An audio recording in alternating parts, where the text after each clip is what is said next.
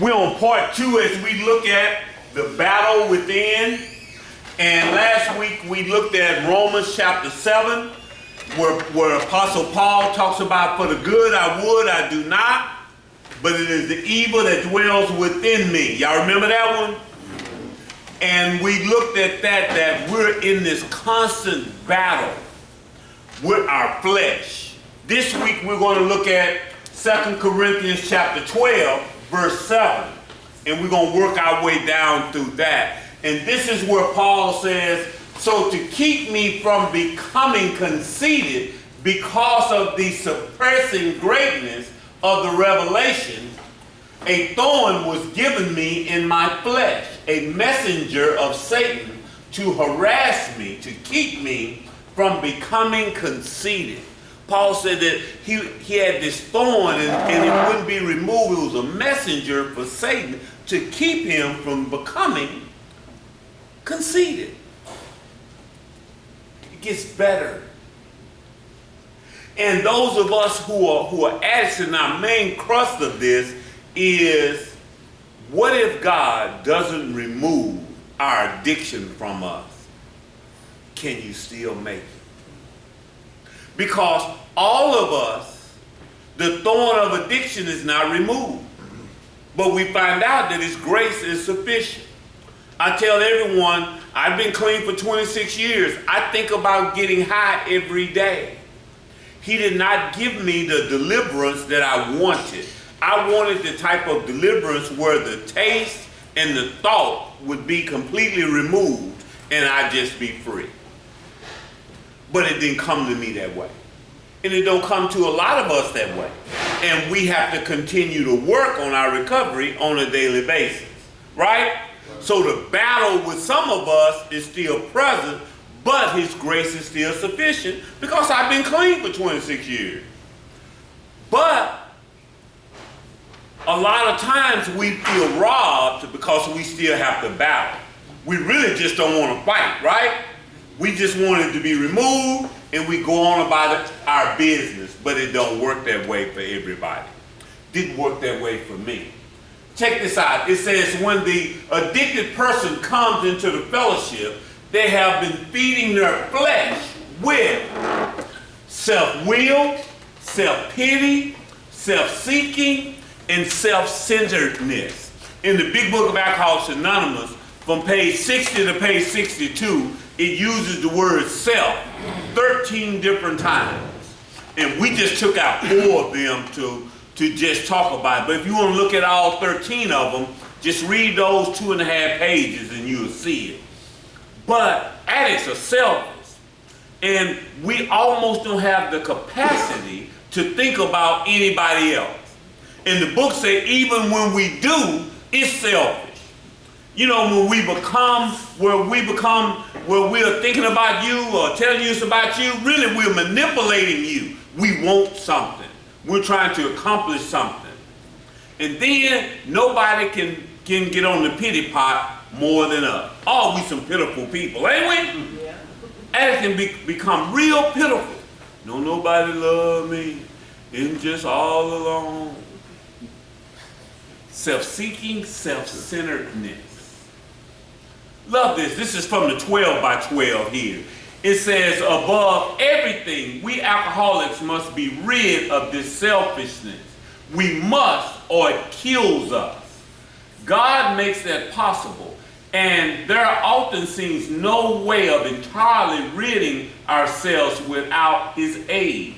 Many of us have moral and philosophical convictions galore, And what that means is we can make a whole bunch of promises, right? And we'll say we got these morals, but we can't live up to them. Addicts got some whole bunch of convictions.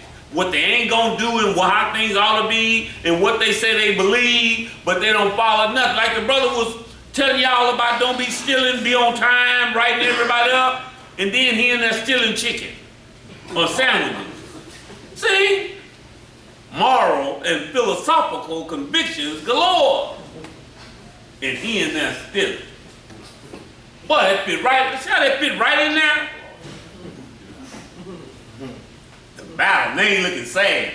Now, that's the self-pity. Y'all want to see what self-pity look like? That's the picture right there. Now, my mama said that he ain't really sorry. He just sorry he got caught. Y'all seen that look before, right? When somebody said they sorry, they ain't really sorry. They just sorry they got caught. Yeah. But we could not live up to them, even though we would have liked to. Neither could we reduce our self-centeredness much by wishing or trying on our own willpower. We had to have God. You can't wish this thing away, y'all. We got to work on this. If he doesn't remove that thorn from us, there is a part that we got to play that we, as selfish and lazy people, don't want to play. They told me that, Obie, you're going to have to participate in your own recovery. And I didn't want to participate. I just wanted it taken from me. But that part where I got to do something I didn't like. Because I didn't want to go to meetings. You know why? I knew God was able to just poof, and it be gone. And I couldn't figure out why he wouldn't do that for me. Y'all got it? And I'm not the only one in here that has that dilemma. I don't have the dilemma of wondering whether or not he's able to deliver me like that. I just don't understand why he wouldn't do it for me. And so I was mad at him for that. Because why wouldn't he give it to me the way I asked for it? And somebody helped me and said, Obie, it's because he can't trust you with that kind of deliverance. Because he spares you and delivers you to use you. And if he done that, you would run off and wouldn't do nothing. So no, I wouldn't. It's kind of like the lottery. You know how when we see the sign or the news say the Powerball, $348 million. And we all win in our head, right? And I'm going to give 10% to the church, and I'm going to do that. We just go to spending it, right? And it always starts out with all of the good stuff we going to do. And the charitable stuff. You know, I'm going to build a church. You know, I'm going to build the new houses. And then I'm going to buy me a Bugatti and all that other kind of stuff. You know what I'm saying? But it always starts. Now, y'all believe that we're going to do that? I mean, God don't either. So think about this right here. All of us in here that went around the room and said we were addicts. If God zapped you right now, if I was like Benny Hinn and I just said, whoop, and all y'all pass out, and you got up and you never thought about using again, would you still go and help other addicts? Would you still go to church? Would you still do that? Or would you go on about your business and start just living your life and act like none of this stuff was a part of your life? What do you think? What do you think, sis? I would help. I would go out and try. Okay. What about you, brother? Probably just go about my life. Going about your life? Okay. Me too. Her too. That's why she didn't get that kind of deliverance. Because if he could trust us with it, you don't think a loving God would give you that? But what we have to figure out is, and what we will read a little bit later, Paul said he didn't count it as robbery. We rank deliverance. If I get it and I don't have to go to meetings, I don't have to do anything like that, then that's first class deliverance.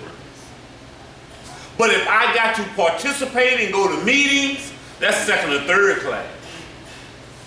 And we don't like that. And so we don't participate because we don't think we should. That's the real truth. Let me hear it. It says 3 times I pleaded with the Lord about this, that it should leave me.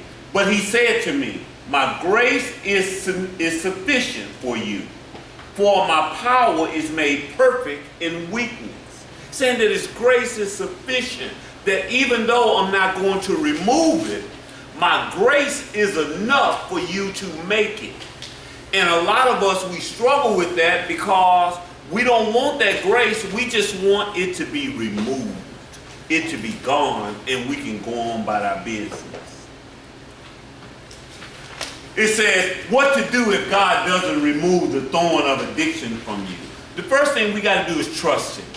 We just got to trust that, you know what? Although I still struggle with this, whatever it is, Lord, I trust you, even if you don't. Secondly, we got to trust the process of recovery. That if I go to meetings, if I work with my sponsor, if I am honest, I will be clean. And even if I'm Obie and struggle for 26 years, still wanting to use, if I don't and His grace holds me, that's enough. I've been told so many times, April, that I say, Obie, why do you don't be saying that you still struggle, because that hurt people, or you can't use. Now when people tell me, you can't use, you've been clean too long. I said, do you know how many people I see in the therapeutic community fall off after 20-some years? It happens all the time, don't it? Yes. All the time. All the time. So guess what? I can still fall off. I still got to participate. I still got to work a program even after all of these years. And this disease tell me all the time, oh, it's good too. It tell me stuff like, you've been clean so long, you could probably just drink a beer and nothing happened. Okay. They got all of this new stuff out that you ain't had. You missing out on something. It's cunning, right? It talks to me. It talks to you too. We got to figure out how not to listen. It gets better. Check this out. It says, in our desperation to find relief from this burden, there are two ways of relief. It can come by removing the load. It can come by strengthening the shoulders that bear the load. See, God can remove the load from us, and for some of us, He just strengthens our shoulders. We got to carry this burden. I am one of the ones that have to carry the burden. He didn't remove it. My prayer is that maybe you would be the other. But if you've been struggling with this going in and out of treatment, and can't stay clean, you may be this one, right? Do y'all know that a loving God can say no, and no means no? So that you are asking for the way you're asking for it, Russell, He may not be going to get that to you. You may be me. And you may have the ugly deliverance. Got to go to meetings and hang out with people like this in this room. Because some of us just want to get clean, go get a job, go to church every now and then, and never mention our past. Right? And then some of us got to break our anonymity and say who we are and all that stuff, and be in this environment for the rest of our lives in order to have our lives. And I'm laboring here because I want y'all to get this, because you may not get that. Now, I don't think I have a bad life, because I still struggle and I go to meetings and I have to participate. I wouldn't say I got a bad life. But I thought in the beginning that if my life was like this, that would be a bad life, Dominique. I didn't want that. You know how you do? You come in here and you get clean, and you don't go to no meetings, and you don't fool with us. But then you keep ending up coming back. That's how we do. You got to figure it out. Is it better to do this on my own, or be forced to do this by keep coming to treatment? I think it's better to do this on your own and go home. It's better. That's why one of the brothers said it is better to visit than to live. You got to come see me and people like me one way or another. You either come see me and leave like these nice people here, or come down here and join the Warren program. They say it's much better to visit. It is.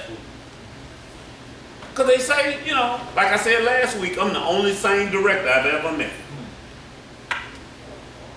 Yeah.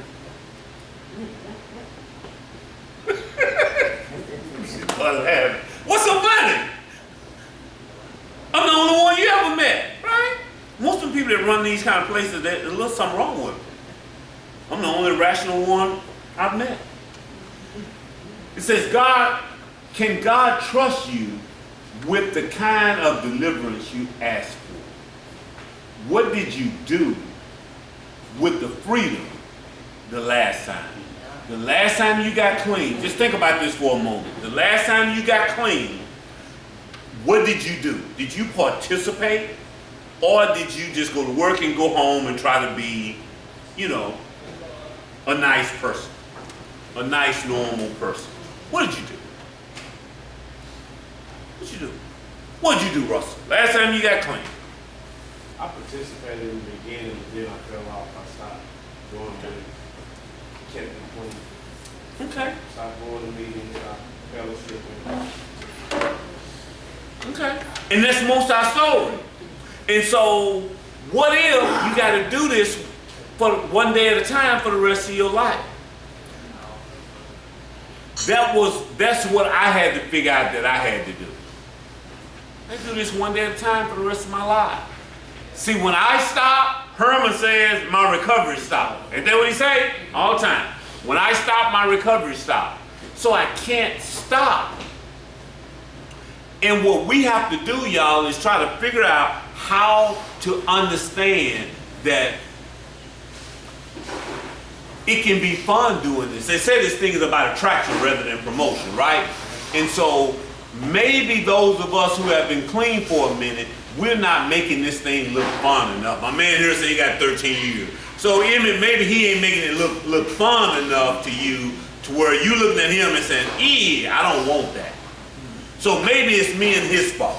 People like me and him who done been clean for a minute, we're not making this thing look attractive enough that you want to participate. Maybe that's what it is, sister. Maybe you're not making this look nice enough. When you come down on Tuesday and teach the women, maybe you're not making this thing look attractive enough. Or either they just don't want to participate. But it's something, you know, because they say it's about attraction. And y'all, what y'all are supposed to see is say, I want what that brother have. I want what that sister have.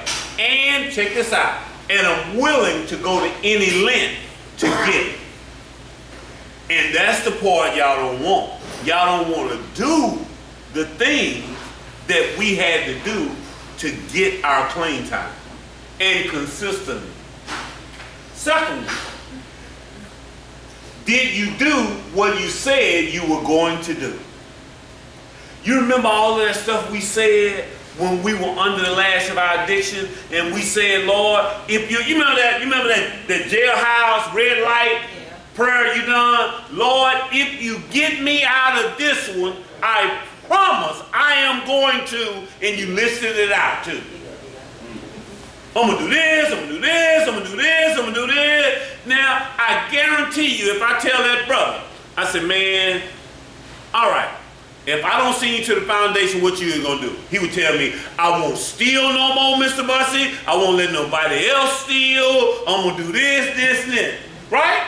He's just trying to get out of going up there. But do anybody believe that he wouldn't steal no more? What do you think? And we said, we're going to let grace come. Do you believe it? Come on. Yeah, I believe it. Thank you, Ray. You going with it. Oh,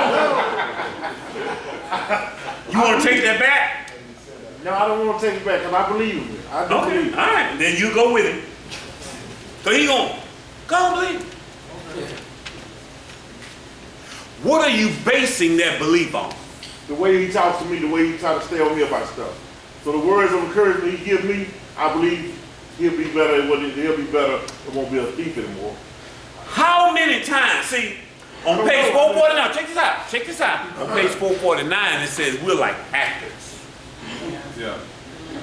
How many times have you came in the house with tears in your eyes and you was better than Denzel and Meryl Streep together and told your wife, I promise you, baby, if you let me back in, I ain't gonna do it no more. I promise you.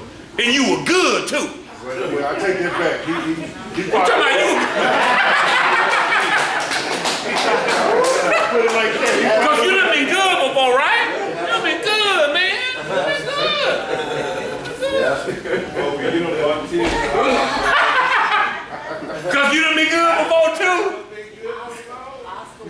And you be like, you know, I got to believe him because the way he said it with so much passion and conviction, I believe it. That's why they say, Sister Ray's shaking her head like, no. Have he been good too? Yeah. Be good, don't it? You be like, okay. That's why they say, you know when the addict's lying and when their lips is moving. Why you do? And what we have to do, y'all, is learn, what we have to know is this right here in all seriousness, that we can't make any more pledges and promises. You know, it is now time for amends. And it's 3 types of amends. There are verbal amends, they all gone. Nobody want to hear that crap. It's financial amends and living amends. And the main one that we got to do is the living amends. We just got to live some of that stuff down. And we don't get to determine how long it's going to take. The person that we hurt get to determine that.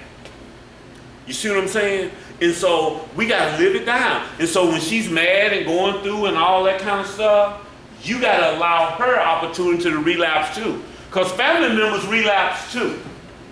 Y'all know that? And she's going to be a chronic relapser just like you were.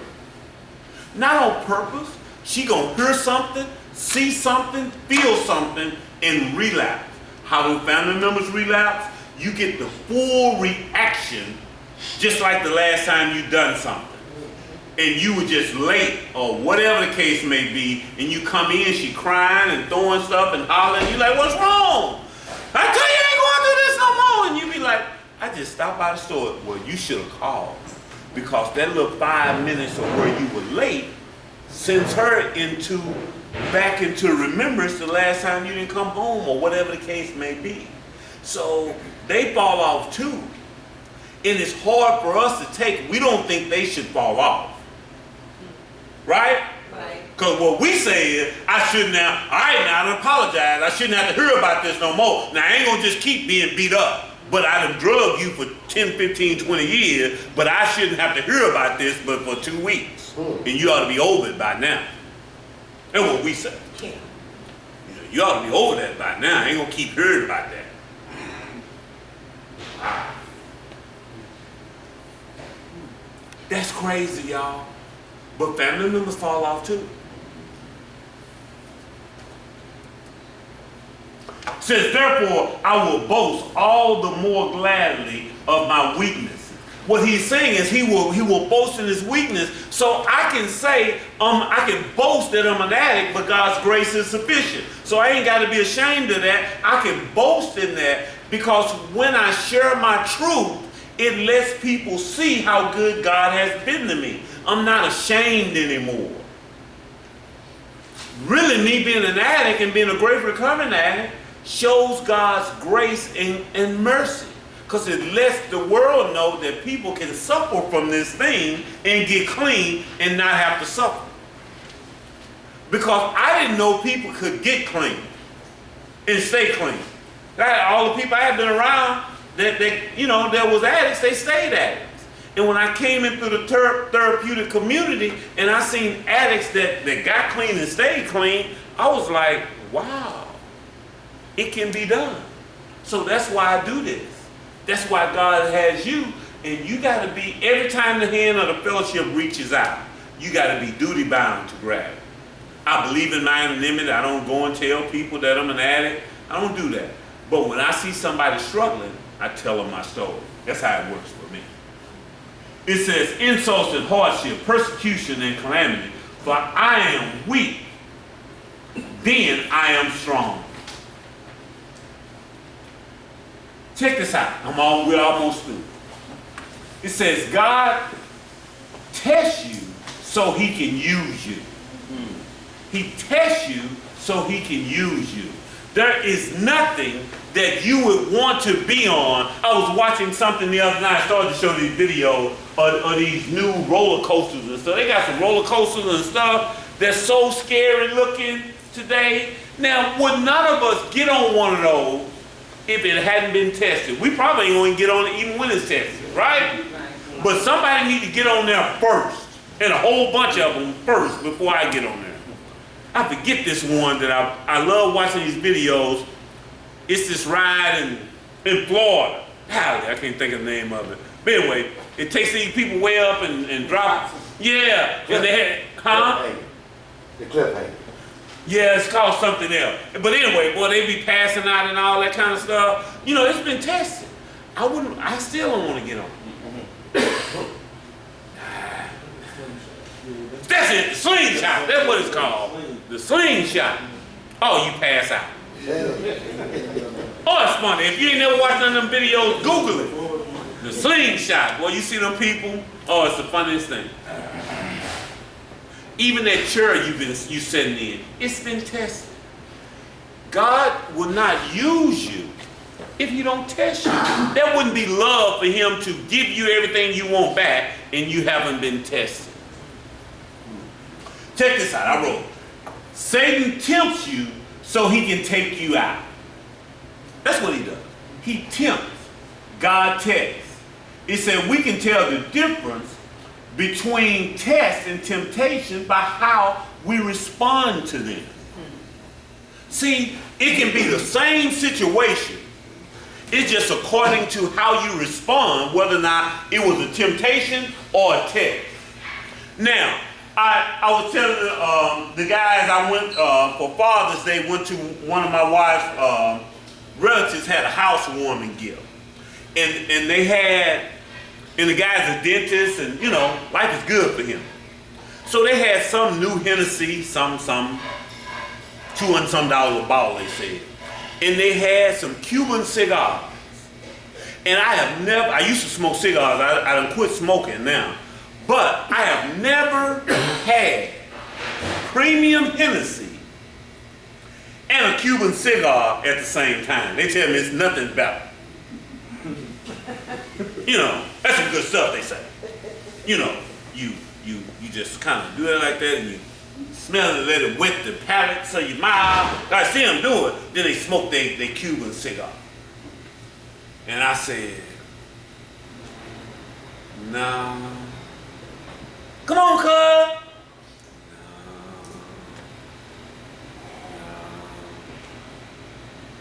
No. Man, I wanted to. That was a test. Now, the ones that was asking me that, they didn't know that I was in recovery. But some of the people in the house knew I was in recovery, right? Now, if I'd have been back there with that Hennessy in my hand, they'd been like, oh my God. Told you, Mel, you shouldn't have married him. He done fell off already. You know what I'm saying? It was a test. I wasn't tempted. It was a test. And I moved on. But in order for God to use you, he got to test you to see if you qualify, right? Because you don't want nobody up doing anything that haven't been tested, right? You want to know that they qualify. That's why you had to go to school to get that certificate. They want to know that you qualify. Right. They won't just put people live in your hand and you don't know what you're talking about. You know, what's your qualifications for this? And so that's what we have to understand, is that if we're going to be clean, we shouldn't even want to, Phil, you shouldn't want to go home before you're tested. Russell, you shouldn't want to go home before you're tested. Why would I put myself back in the hands of my family and I ain't been tested? That's not love, right? You need to say, whoa, let me hold up. let me walk this thing out for a minute before I come back home, because I don't want to hurt y'all before I'm ready. I need to know that I'm ready so that I don't hurt y'all no more. I need to be tested first. I need to go through some things. That's why we send that brother to the foundation. We're going to see jail didn't happen. We're going to see if him walking up that street to the foundation in 100-degree weather will test it. We'll see if he come back. Then maybe he'll think about stealing. Think about not stealing from us no more.